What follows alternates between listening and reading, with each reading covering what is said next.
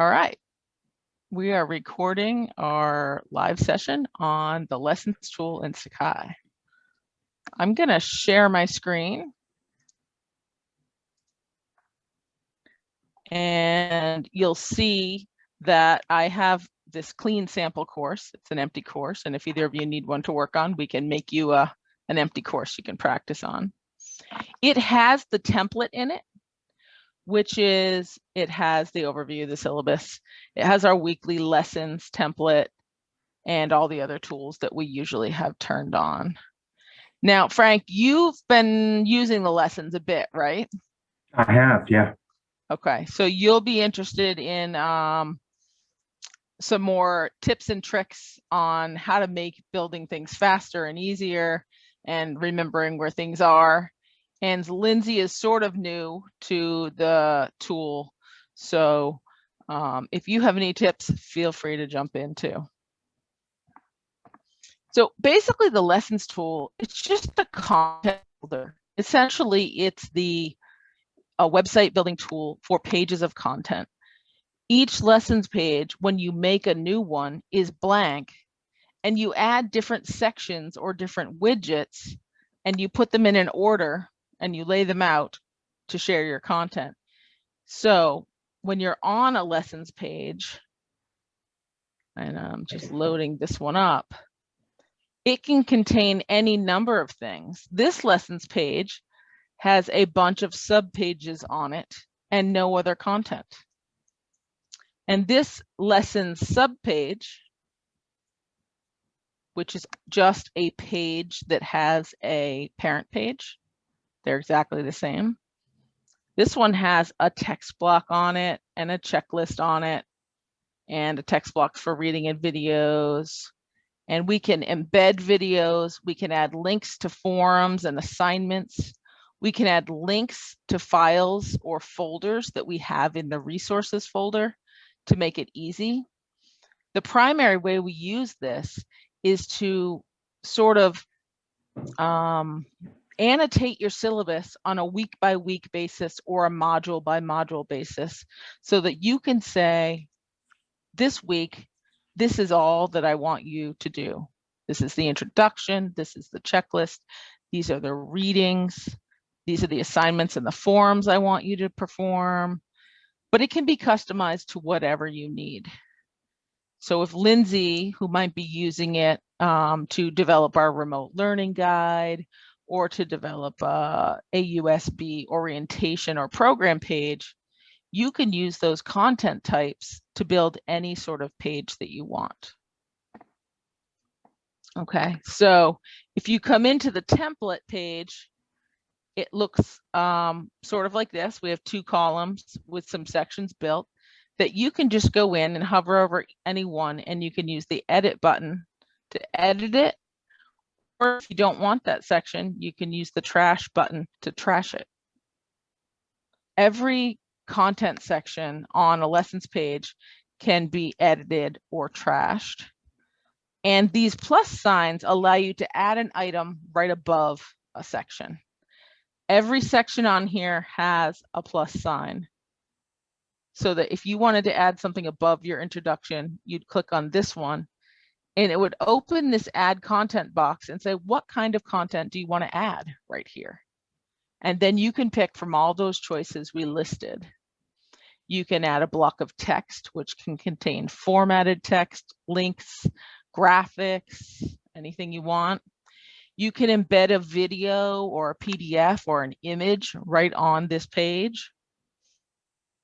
You can add a link to a piece of content that you have in your resources folder or that you have on your desktop, and this will put it in your resources folder. You can add a subpage to this page that you're on. You can add a link to a resources folder. So if you have created a resources folder of student forms 2021, instead of having to link to all 20 forms that you've put in a folder in resources, you just link to that folder and it automatically opens that up on the page with a link to every item. And if you add new items to your folder or delete items from your folder, it updates that list. So for example, if you had a list of supplemental readings, you could make a folder for week 1 supplemental readings and link the whole thing. So when you click one of these, this is also where you can add section breaks and column breaks. A section break is essentially a horizontal divider. It's invisible, but it creates a new section below, well, above in this case, whatever you have just created.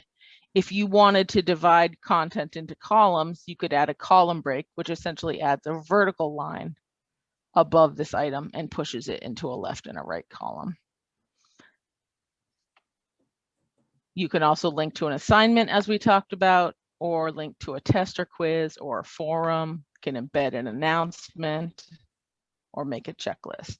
So we can go over any of these tools that are most interesting to you. I was planning to look at adding text, embedding a video,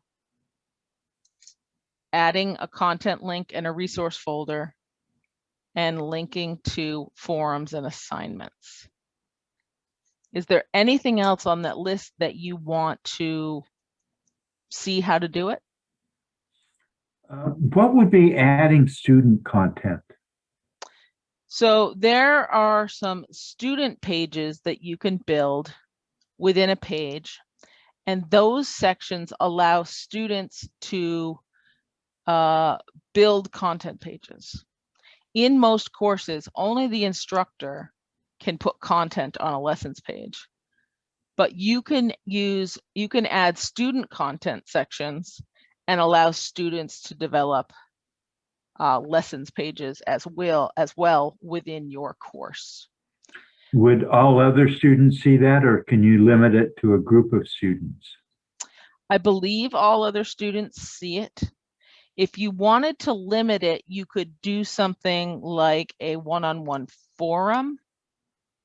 There are other ways. So this student content, I think it's a legacy tool from before we had tools like the blogs and the journal tools that we have now that might be a little more effective than adding student pages. Also, with the advent of Google Docs, Google Sites, and Google Slides, where students can build their own content in another location, that can be a better skill for them to have and just link it to your pages. But if you needed the ability for students to help you edit your site or make pages in your site, there is a tool for student pages. Okay. Hi, Krista. Hi, Elizabeth. So we're looking at right here all the types of widgets or tools that you can add to a lessons page. So if there's anything that you see in that list that is something you want me to cover explicitly, feel free to chime in now or later when you think of it, and I'll show you how to do it. All right, so if you have a template page already and it has things on it, you can simply edit the text box or the checklist or this text box by clicking the edit button. But let's just say, for example, we started with a brand new lessons page, and you can do that one of two ways. If you are on a lessons page, you have two choices. Under more tools, you can add more pages. That will add a single outer lessons page. Or if you wanted to add, sorry about that, a sub page, which is just a lessons page that's linked on a page, under add content, add sub page is a way to go.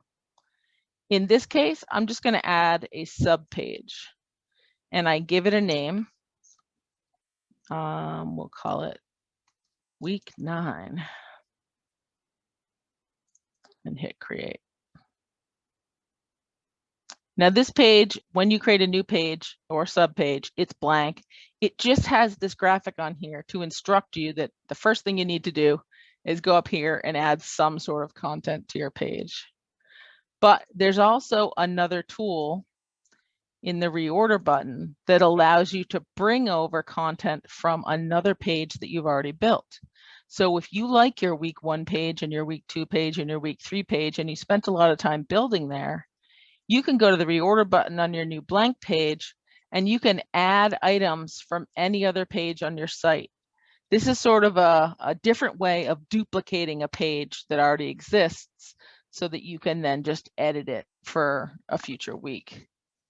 When you select what page you want to copy into it and select use selected item, it brings over all the sections that were on page 2, makes a copy of them, and puts them on this new week 9 page. And it's just taking a second to load. So now week 9 is a copy of week 2. So that is a tip for once you've perfected one of your pages, if you want to copy it, that's the way to do it. You create a new page and use the reorder button, which I know is a strange name. You're like, I don't want to reorder my page. I actually want to copy some content on it. But that's where you find that hidden little gem of a tool that allows you to bring it. So let's just say, for example, we want to go back and work on a blank page. This time I'll do more tools and I'll just add a regular lessons page, and you'll see by adding more pages, this one I'm going to call orientation. So I don't want it in my weekly lessons. I just want it to appear out on the left sidebar. And by default, all new pages appear down at the bottom.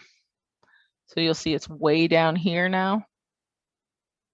And if you want to move it, you can go into site order, site info, tool order. And you can put these pages in and all the tools in your sidebar in whatever order you want by dragging and dropping them. You can also see that lesson 1 here is hidden. It's got a crossed out eyeball on it. Tool order is also where you can come in and make this tool visible to students. Or if you wanted to hide a page that you didn't want them to see while you were working on it, you can make it invisible to students by using the little gear. Don't forget to hit save, because if you leave the page without hitting save, your changes won't be made. And so now we have a lessons page out here on the sidebar and not a week 9, which was a new sub page. Okay, so a sub page is just a lessons page that lives beneath another page. And if we start with a blank document, often the first place I start is with the add text button. Now, text is sort of simple. It's not just text. It can be text, it can be graphics, it could be tables and lists and links. Pretty much anything you could do in a Word document, you can put in a text block. We like to start with the name of the page in using a heading 1. This makes at the top of the page the biggest heading, and then you can use nested headings like a heading size 2 or a heading size 3 down the page. You can throw text on a page. This is my very fancy text block. You can make any of these things into a list, for example, by using the list icons up here.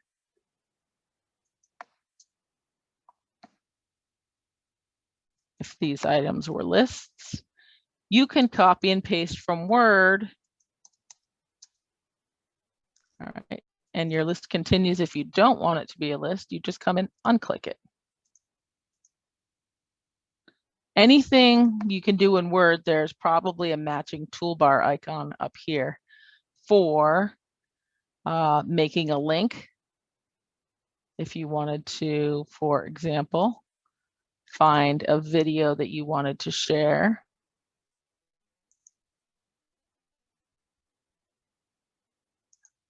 You can get the link, and this could be a link of any type. It doesn't have to be a video. It could be to a PDF or an outside web page. You would highlight the text that you want or type it. Highlight it. Click the link icon, and I'm just using Control V to paste in that link that I copied and say OK. Now notice this was a video, but all I did was make it a link. That's not embedding a video. That is linking to a video. So I'm just making some text, a live link, so that when they click it, it'll open a new tab and show them the video. When you're done, you can hit save and your new text blocks will appear at the top. Now, if I wanted to embed that video right on this page so they didn't have to go anywhere to find it, I would just come down to the bottom and hit this plus icon to say, I want to add something right above this plus icon. And this time I want to embed it on the page. With Vimeo videos and YouTube videos, this works pretty straightforward. You just paste in the link, and when you hit save, it embeds it. But you will have trouble if you try to embed Google videos you're sharing on Google Drive or a TED Talk, because those tools don't like the same embed code. If you want to embed another kind of video from a site other than YouTube or Vimeo, come hang out with me. I will write the HTML code in a couple of minutes and copy and paste it on your page in a different way. And if you have any trouble with the embed tool, same thing. Okay, so in this case, by default, it makes it this big. But again, it's just a content block.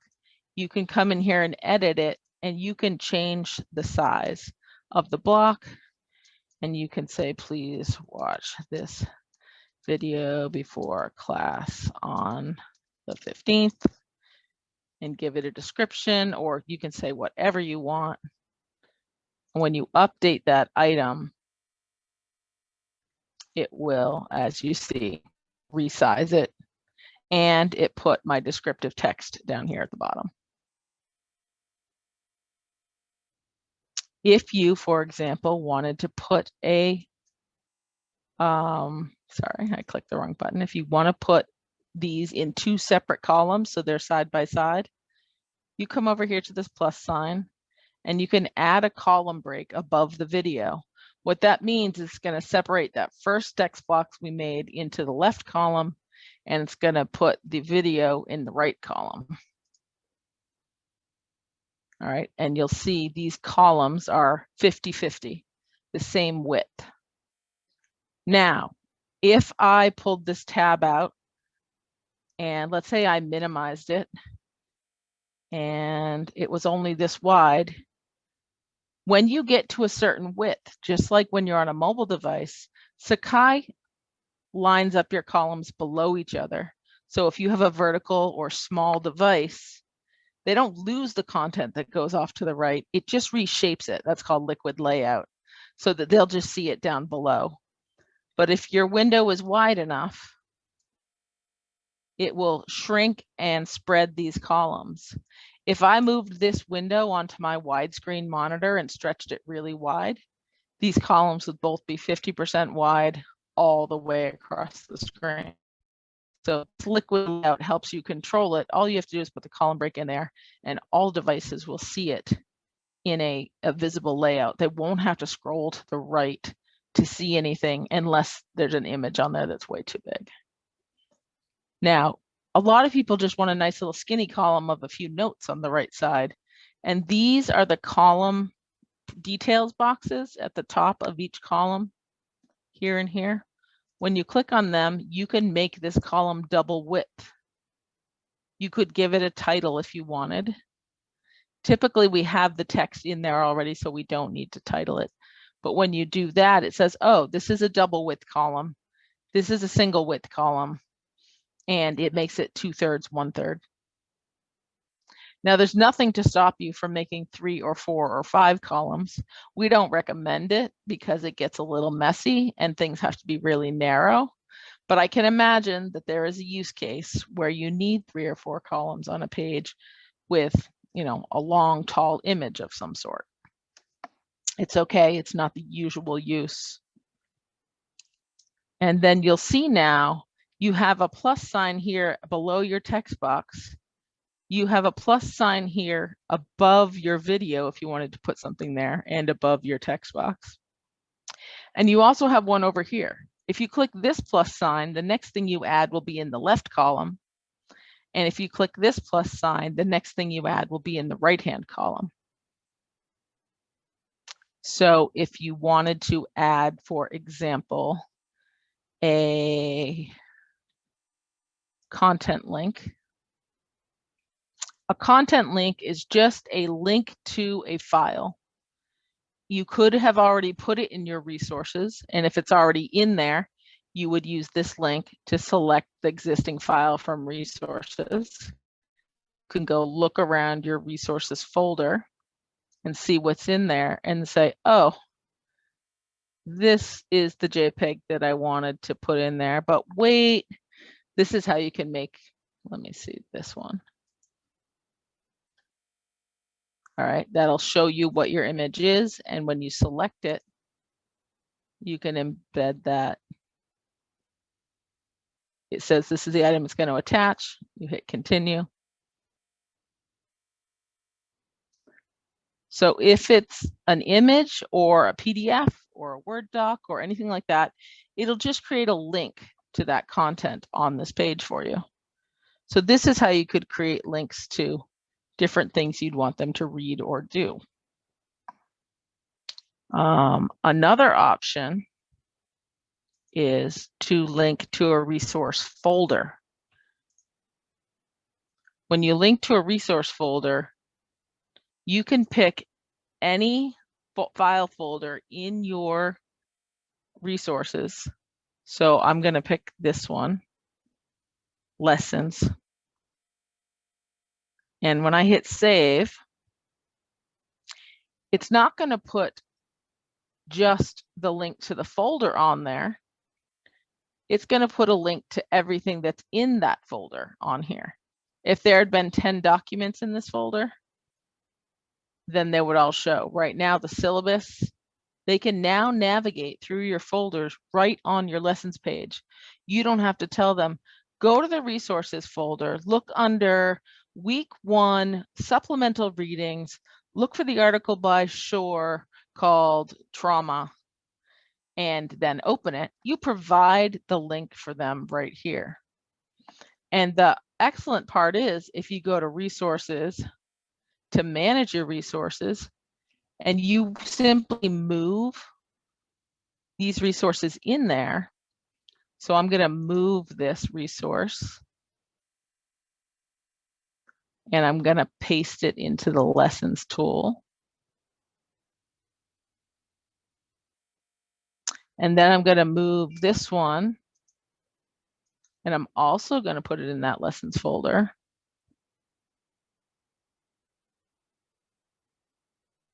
Right in there. When I'm done putting things into my resources folder and I go back to my lesson page, it may take a minute or two, but now your folder is updated.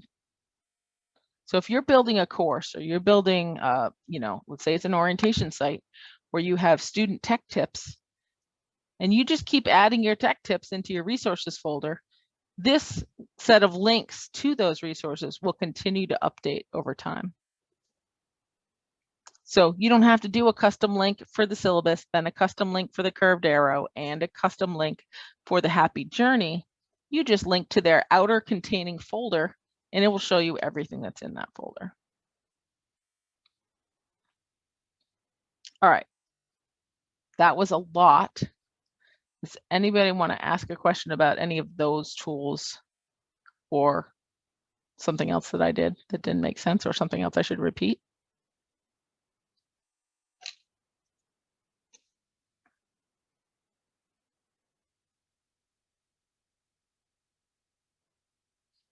All right, Elizabeth wants me to address adding an assignment. Let's do that next. So if you're going to link to an assignment or a forum or a quiz or a test, I know a lot of people don't use those much. They have to be created in your assignments or in your forums, and they can't be in draft mode. So we'll go to our assignments. We see that we have 3 available assignments to pick from. That's great. I'm going to look at my forums to see if I have some forums that are available that I can link to. And we're going to use the same button. So Elizabeth, where would you like me to put it on this page? You want it above orientation, above the lessons, above the basin photo, or down at the bottom?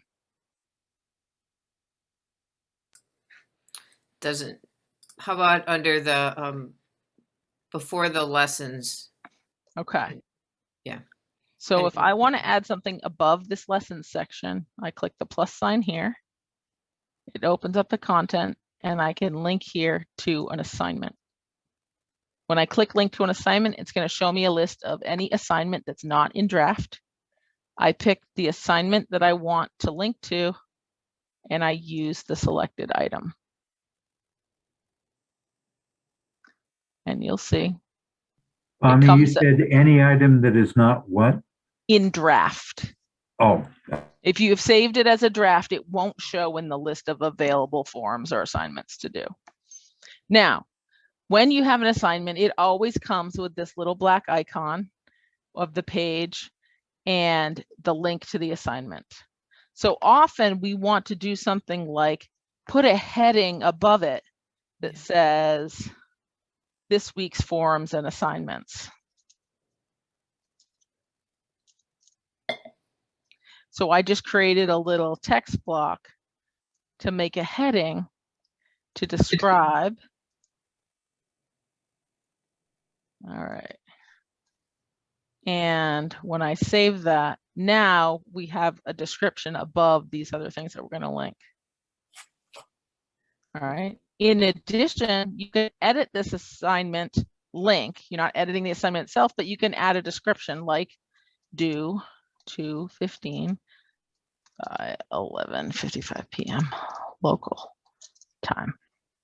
Or this is an optional assignment, or whatever you want. You can change the assignment and pick a new one.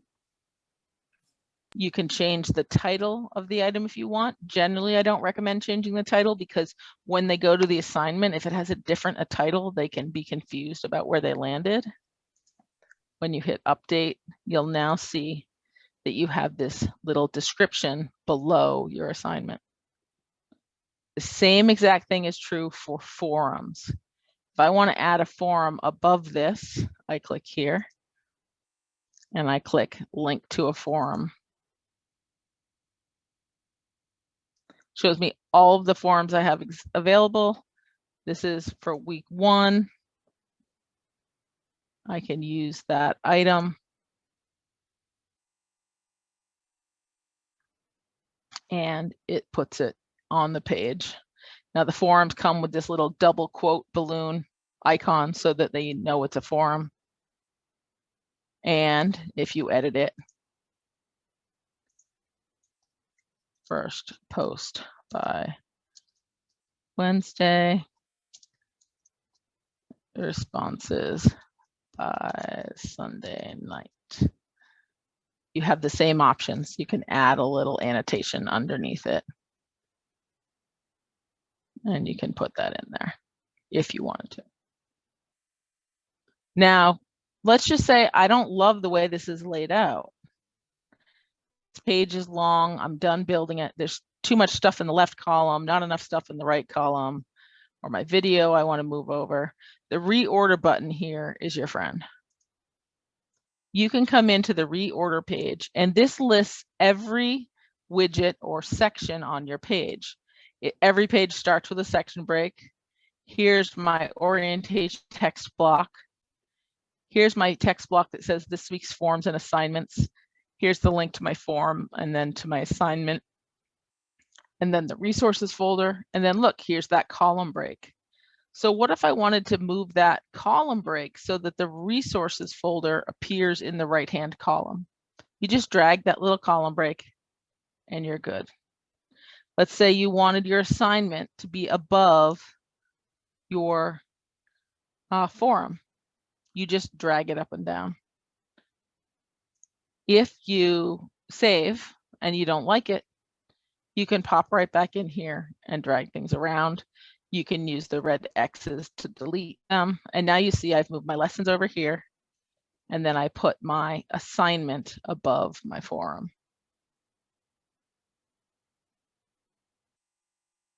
So I want you to think of this as just stacking up a bunch of different types of content on a page and then choosing how you want to lay them out. Columns, no columns, what's first, what's second. I love the reorder button because there's so often when I think I know what I want my page to be like, and then I've decided, no, I want to move it around. That's too wide, that's too narrow. And that reorder button allows me to play with it without working too hard. I never have to delete content and retype it just because I want to move it somewhere. All right. Anybody else want to pick the next content section that we look at? Or have any questions about those?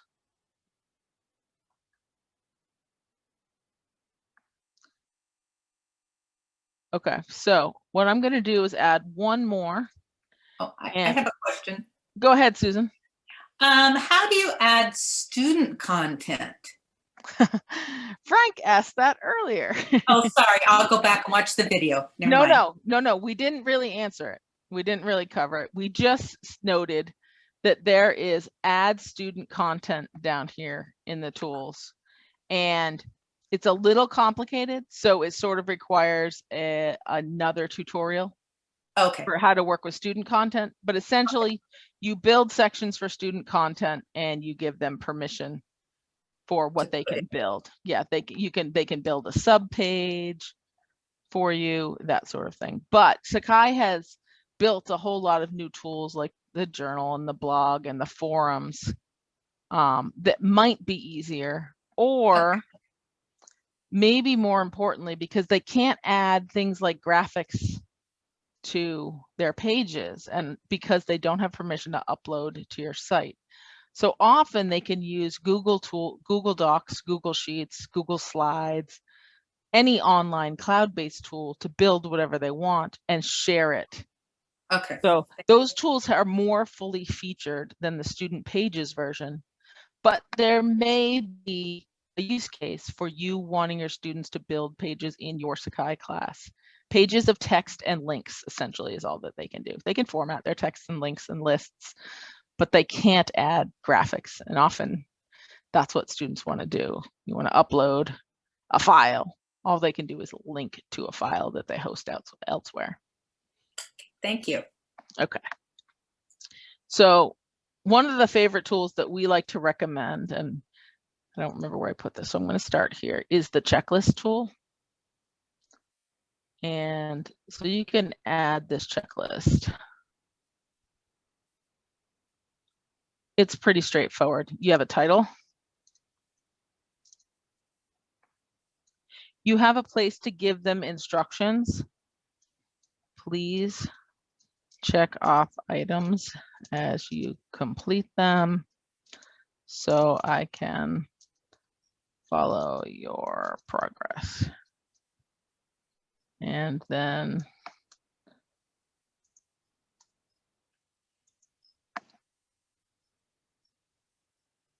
all right.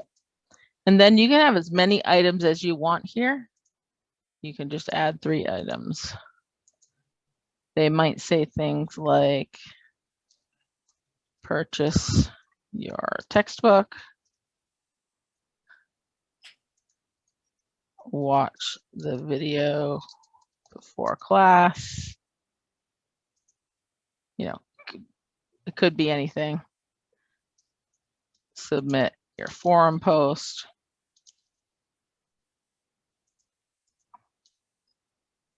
Submit your assignment. There's no need to get really detailed over here if you have already linked the name of the assignment in the left of the page. So when you save, you get this little turquoise blue checkbox. And in order to make it a little easier to see, I'm going to make my page bigger.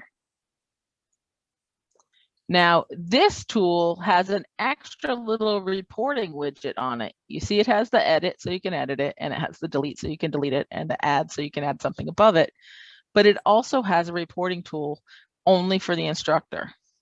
The instructor can come in and click this tool anytime, and they can see which items each student has checked. So this can be a way of you keeping tabs on people who haven't done it or who have done it, what they say they've done already. So that you can wait until you say, you know, 3/4 of your students have submitted their forum posts before you jump in and grade. Just know this is not tied to them actually doing it. This is them checking it off, saying, I've done it. I'm done with that. I'm done with that. It also remembers that every time they come back, so they can see what they've already done this week and what they have left to do this week. So it just is a little more executive functioning to help them track. I know we think that we have adult students, and I think even in the best of times, it's always good to give people a tool to help them stay organized. If they use it, they use it. If they don't, they don't, but you've offered them that solution. And now during COVID, I like to say that I just pretend that my entire class of students, every person has either a visual impairment or an auditory impairment or is distractible, because we all are. That's what this time is doing to all of us. There's people walking behind us. There's kids having an emergency. There's the dog barking at whatever. It's very hard to focus right now. So if we can provide these executive functioning type tools on our pages, and that's what the lessons tool is really all about. It's about being very clear and direct about what you expect this week, and not saying, open the syllabus and filter through all 8 pages and make sure you've done everything in every section that says it's due in week 1.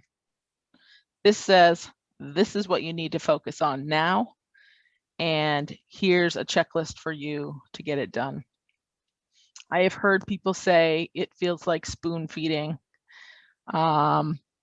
And I would just say it's the most empathetic and kind thing you can do for your students. It also will save you a million emails of students saying, when is that due? Do we really have to do that this week? I thought that was next week, or, oh, I forgot about it, or whatever it is. This just gives a place for them to really focus in and be on track if you're using it for weekly lessons or for modules. You know, New England has 15-week courses, and they might not break them into 3-week sections and not 1-week sections. That's totally fine.